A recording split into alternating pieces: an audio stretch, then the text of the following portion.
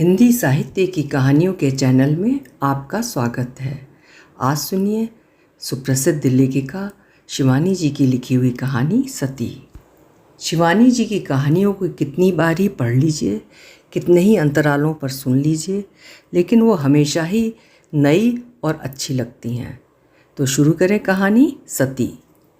गाड़ी ठसाठस भरी थी। स्टेशन पर तीर्थयात्रियों का उफान सा उमड़ रहा था। एक तो माघ की पुण्यतिथि में अर्धकुंभी का मेला, उस पर प्रयाग का स्टेशन। मैंने रिजर्वेशन स्लिप में अपना नाम ढूंढा और बड़ी तसल्ली से अन्य तीनों नामों की सूची देखी। चलिए, तीनों महिलाएं ही थीं। पुरुष सहयात्रियों के नासिका गर्जन से तो छुट्टी मिली। 2 महिलाएं आ चुकी थीं। एक, जैसा कि मैंने नाम से ही अनुमान लगा लिया था, महाराष्ट्री थीं और दूसरी पंजाबी, तीसरी मैं थी और चौथी अभी आई नहीं थी। मैं एक ही दिन के लिए बाहर जा रही थी, इसी से एक छोटा बटुआ ही साथ में था।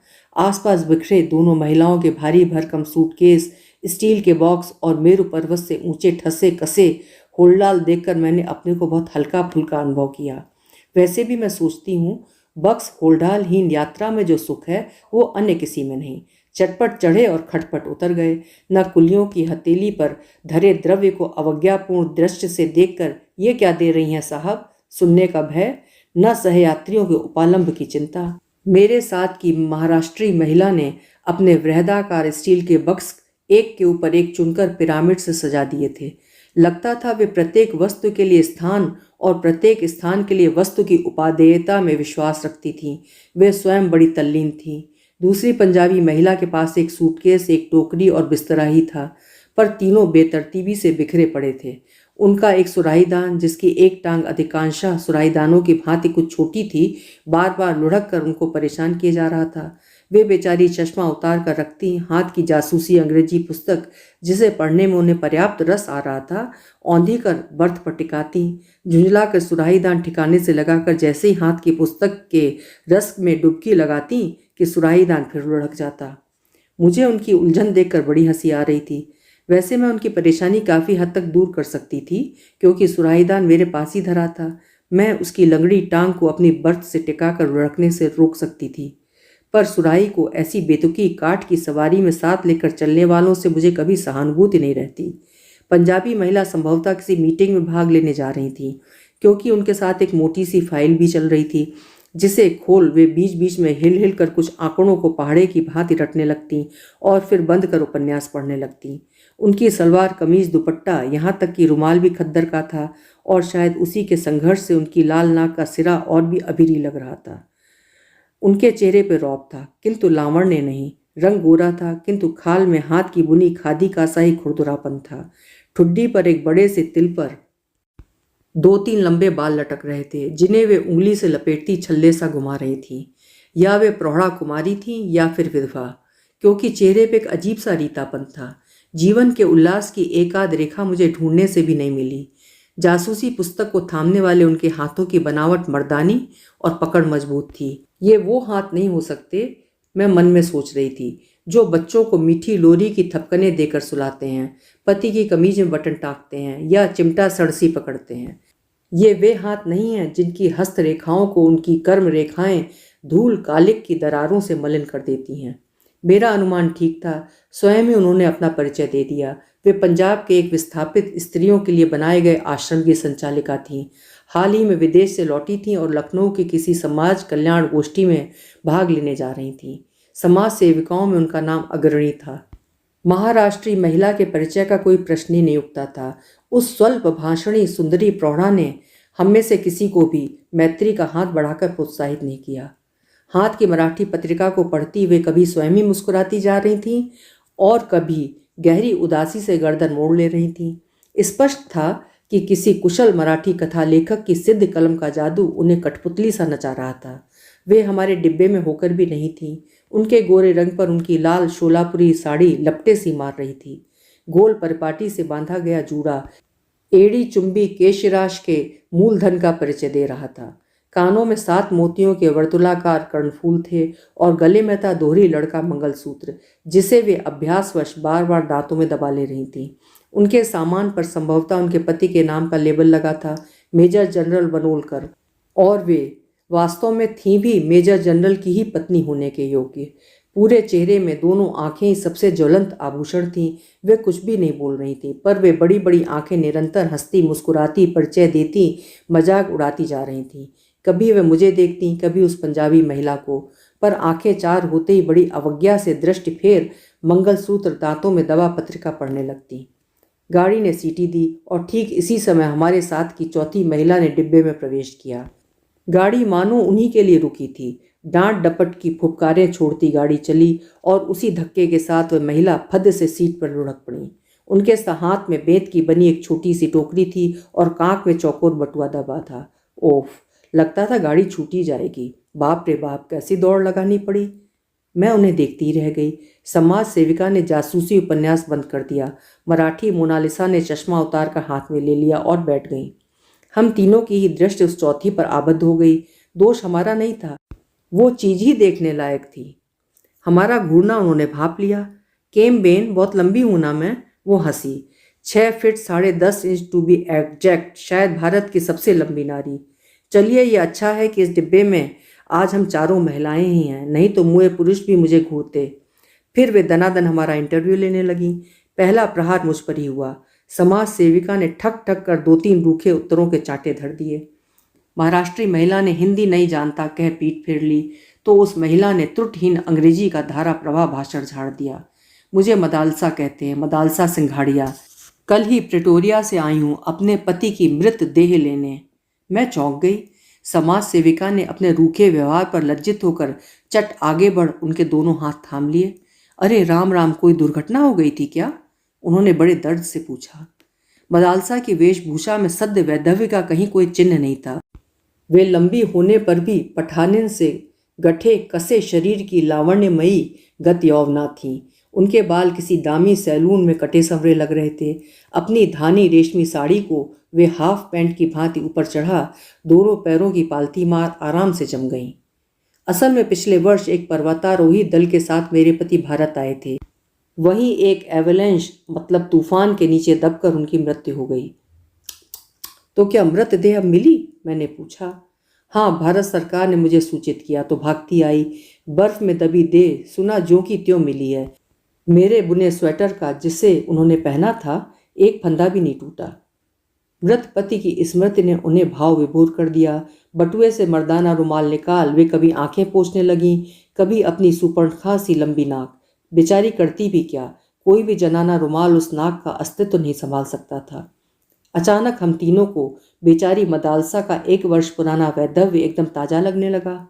तो क्या अब आप अपने हस्बैंड का डेड बॉडी लेकर प्रिटोरिया फ्लाई करेगा? महाराष्ट्री ने पूछा। नहीं बेन। मदालसा सीट पर लेट गई तो लगा एक लंबे खजूर का कटा पेड़ ढह गया। एक लंबी सांस खींचकर उन्होंने कहा, मैं असल में सती होने भारत आई हूँ। हम तीनों को एक साथ अपने इस उत्तर का क्लोरोफॉर्म सूंघा। सती ने एकदम आंखें मूंद लीं, जैसे वो चाह रही थी कि हम अब उन्हें शांति से पड़ी रहने दें। ऐसा भी भला किसी ने सुना था इस युग में? सुस्पष्ट उच्चारण में अंग्रेजी बोलने वाली 6 फीट 10.5 इंच की ये काया कल बर्फ में दबी पति की 1 साल बासी लाश को छाती से लगा जल बुनकर राख हो जाएगी? नहीं, आपको ऐसी मूर्खता करने का कोई अधिकार नहीं है। ये एक अपराध है। क्या आप ये नहीं जानती? खादीधारी महिला उठकर मदालसा के सिरहाने बैठी। ऐसे गंभीर भाषण की गोलाबारी झाड़ने लगी जैसे चिता सचमुच प्रज्वलित हो चुकी है और सती लपटों में कूदने को तत्पर है। भावावेश के दुर्बल क्षणों में नारी कभी बड़ा बचपना कर बैठती है, इसका मुझे व्यापक अनुभव है। अभी हाल ही में मेरे आश्रम की 2 युवतियां ऐसी मूर्खता कर बैठीं।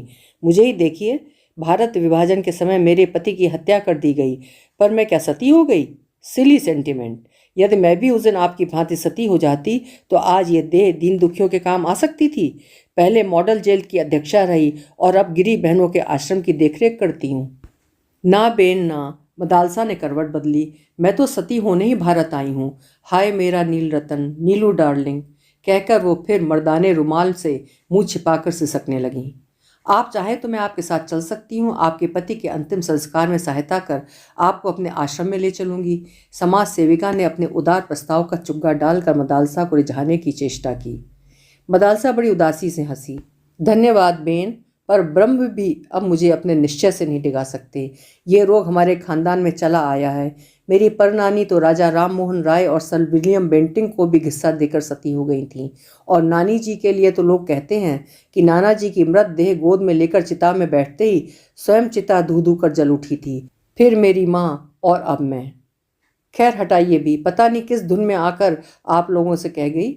I should not have told you, मुझे आपसे नहीं कहना चाहिए था। चलिए हाथ मुंह धोकर खाना खा लिया जाए। क्यों, क्या ख्याल है? उन्होंने अपनी कदली स्तंभ सी जंघाओं पर दोनों हाथ से त्रिताल का टुकड़ा सा बजाया। हम तीनों को एक बार फिर आश्चर्य उधद में गोता लगाने को छोड़ वे टोकरी से एक स्वच्छ तौलिया साबुन निकाल गुसलखाने में घुस गईं। उनके जाते ही हम तीनों परम मैत्री की एक डोर से गुथ गए। अजीब औरत है, क्या आप सोचती हैं सचमुच सती होने जा रही है? मैंने मराठी महिला से पूछा। देखिए, मरने वाला कभी ढिंढोरा पीट कर नहीं मरता, वो हंसकर बोली। हमको तो इसका स्क्रू ढीला लगता है। उन्होंने अपने माथे की ओर उंगली घुमाई। इस जमाने में ऐसे सती फती कोई नहीं होती। क्षमा कीजिएगा, खादीदारी महिला बड़ी गंभीरता से बोली।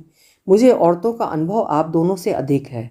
मैं ऐसी भावुक प्रकृति की भोली औरतों को चेहरा देखते ही पहचान लेती हूँ। आंखें नहीं देखी आपने, कितनी निष्पाप, पवित्र और उदार हैं। मुझे पक्का विश्वास है कि पति की मृत देह देखते ही ये वही मूर्खता कर बैठेगी जिसका ये खुलेआम ऐलान कर रही है। लगता है अपना प्रोग्राम कैंसिल कर इसके साथ जाकर पुलिस को खबर देनी होगी, तभी इसे बचाया जा सकता है। इतने में ही मदालसा हाथ मुंह धोकर ताज़ा चेहरा लिए आ गई। मेलगाड़ी वन, ग्राम, नदी, नाले, पुल कूदती फांती सन्नाटे से भागी जा रही थी। मदालसा ने अपनी टोकरी खोलकर नाश्ता निकाल लिया। जैसे खरबूजे को देखकर खरबूजा रंग पकड़ता है, ऐसे ही एक यात्री को खाते देख दूसरे यात्री को भी भूख लगाती है। क्षण भर में सती प्रथा पर चल रही बहस कपूर के धुएं की भांति उड़ गई और चटाचट नाश्तेदान खुलने लगे।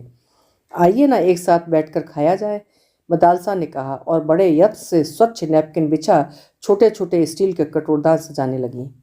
धन्यवाद, मैंने कहा, पर हमारे साथ भी तो खाना है, इसे कौन खाएगा? वाह जी वाह, उसे हम खाएंगी।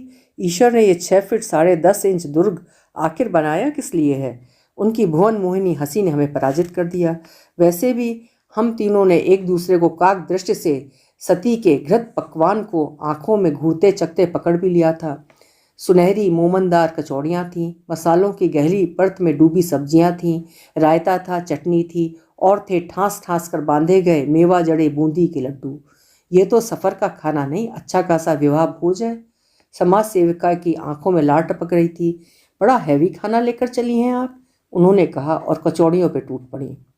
हम तीनों के पास भारतीय रेल यात्रियों के साथ युगांतर से चली आ रही वही पूरी तरकारी और आम के अचार की फाँकें थीं। अपना खाना खाया ही किसने? मदालसा के स्वादिष्ट भोजन को चटकारे ले लेकर हम तीनों साफ कर गए। उधर वे अकेली ही हम तीनों के नाश्तेदानों को जीभ से चाट गई थीं। विधाता ने सचमुच ही उनके शरीर के दुर्ग में असीम गोला बारूद भरने के लिए अनेक कोष्ठ प्रकोष्ठों की रचना की थी। महातृप्ति के कई तार और मंद्र सप्तक के डकार लेकर हाथ मुंह धो मदालसा ने टोकरी में से एक मस्जिद के गुंबद के आकार का पानदान निकाला। ये मेरे नीलू ने मुझे बगदाद से लाकर भेंट किया था। उसे पान बेहद पसंद थे। इसी से एक ढोली मगही पान और ये पानदान लेकर कल चिता में उतरूंगी। एक शहीदाना अदा से हम तीनों को घायल कर उन्होंने केवड़ा, इलायची और मैनपुरी सुपारी से ठसा बीड़ा थमाया। सती प्रथा पर फिर जोरदार बहस छिड़ गई। हाय मेरे अंतिम सफ़र की प्यारी साथिनों, तुम अब हमें नहीं रोक सकती। मदालसा लेट गई और बड़ी सधी आवाज़ में गाने लगी। न जानियो जानकी नाथे सवारो शू थमानू छे। समझी इसका अर्थ? उन्होंने हंसकर मुझसे पूछा। जानकी नाथ भी ये नहीं जान सकते थे कि सुबह क्या होगा। अब मुझे लगता है उस गुजराती पद की व्याख्या उन्होंने संभवतः हमारे ही हित में की थी। चलो जी, अब सो जाओ सब। आज इस पृथ्वी पर मेरी ये अंतिम निद्रा है बेन। बहस व्यर्थ है। चलो गुड नाइट और बहुत प्यारे प्यारे सपने दिखें तुम तीनों को। सचमुच ही उसकी शुभकामनाओं ने ऐसा जादू का सा असर किया। ऐसी नींद तो पहले कभी आई ही नहीं थी। और सपने? कभी लगता जगमगाते आभूषणों के ढेर में गोते खा रही हूँ। हीरो के हारों से गर्दन टूटी जा रही है, बाजू बंद अंगूठियों के भार से हड्डियाँ खिसकी जा रही हैं। और साड़ियाँ, क्या क्या रंग है, कैसा चिकना रेशम। साड़ियों के विशाल उदरी में रंगीन कीमती साड़ियों की तरंगें रह रह कर उठ रही हैं। इससे प्यारे सपने और क्या दिख सकते थे?